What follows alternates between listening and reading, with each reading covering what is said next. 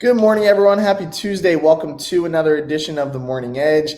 Dead Price Picks, joined by my man Ricky Bobby Betts. We have 4 winners for you all today, but first we have 2 awesome giveaways that oddschecker US is doing. Just 2 days to enter this PS5 giveaway, guys. So everyone watching this video needs to take 10 precious seconds out of their day and enter this video. All you have to do is like it, comment, most importantly, subscribe to the oddschecker US YouTube channel. Once you do all 3 of those things, you are entered. If you've already entered, continue to do so. Get as many entries as possible. This wraps up tomorrow. Then the winner will be announced on Thursday. So a lot going on here, guys, but this is so easy to enter that everybody who is laying eyes on this video, listening to this video, please take those 10 seconds to get involved. And then we have a second giveaway that we are running here, a $500 Super Bowl giveaway. Same rules, like, comment, subscribe.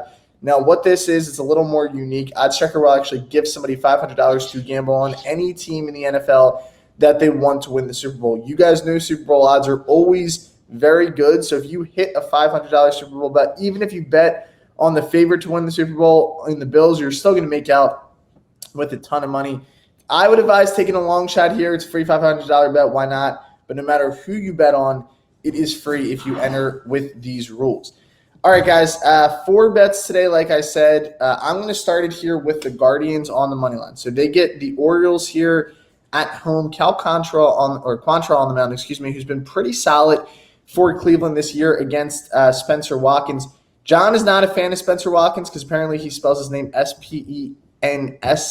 He doesn't go with the C. He goes with the S instead. That's the only thing I really know about Watkins, but he's been up and down also for Baltimore. I just think this is a good spot. Cleveland's coming off of a tough series against Seattle where they lost 3 of 4. Cleveland is leading in the American League Central to the surprise of many this year. They've been really good.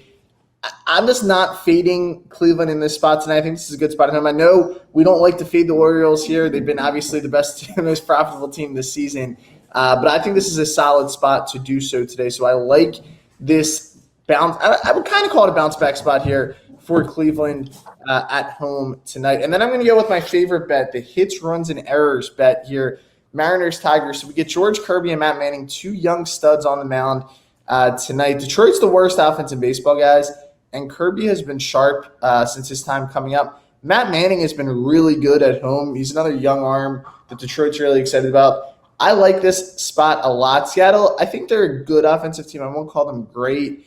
25.5 here, it's a lot. We know how good Seattle's bullpen's been. Detroit's bullpen, I know numbers-wise they might not be great, but I actually think they have a lot of good arms back there, who can get us through the 6th, 7th, or 8th inning, however long they let Manning go. So this should be a good spot today for the hits, runs, and errors under. Again, it's 25.5, so you get a solid number here. We just need a strong outing from these 2 young arms who have been phenomenal, so I don't see why we would skip on this play. So there's going to be my 2 bets. GT, what are you looking at for tonight? Yeah, I got 2 West Coast plays today, although one of them's happening on the East Coast. We have the Dodgers in town to take on the Mets, probably the 2 best teams in baseball. You got a team with 89 wins, team with 82 wins, 2 of the top 3 to 4 teams out of the National League. It should be a really good series, and, it's like the last little kind of debut or little preview we get on what we could see in the postseason before the postseason starts.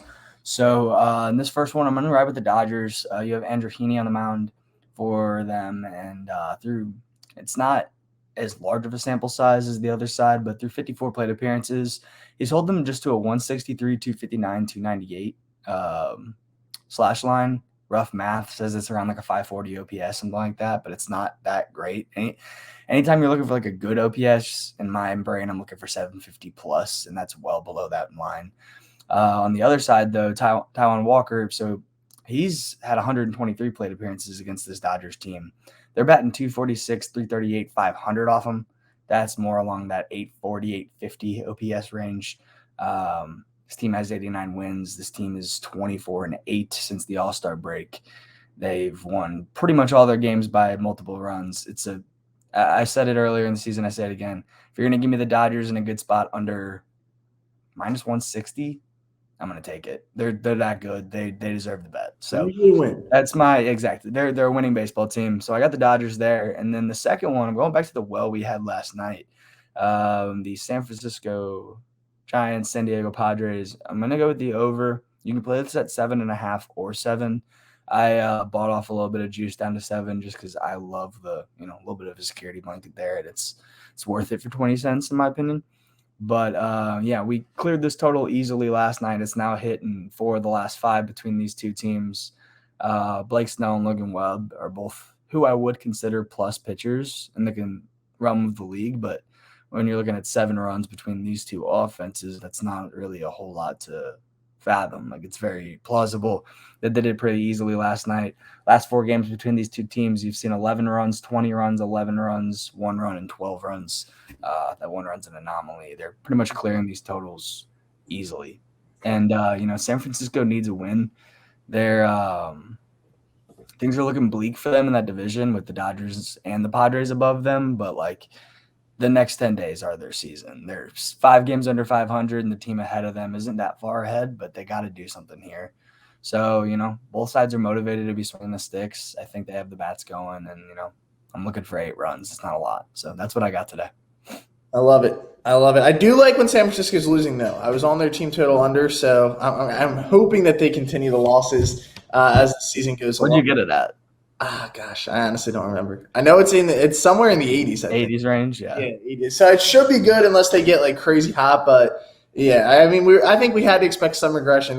Last year was insane, but yeah, I do like that play. Webb has been struggling a little bit as of late for San Francisco, so I think they'll be able to get over 7 tonight. So I didn't add up the parlay today, guys, but we have it's going to be solid good plays. Matt's been crushing those HREs all season. We've been pretty hot on these Tuesday, Thursday shows. So let's keep it going, guys. We got nothing tomorrow, but we will be back on Thursday morning. Until then, make sure you hit that subscribe button, comment down below, get in on that giveaway, and check mine and Matt's pages later for any more content, any more plays we got. We'll be posting our articles this evening. We'll see you guys later.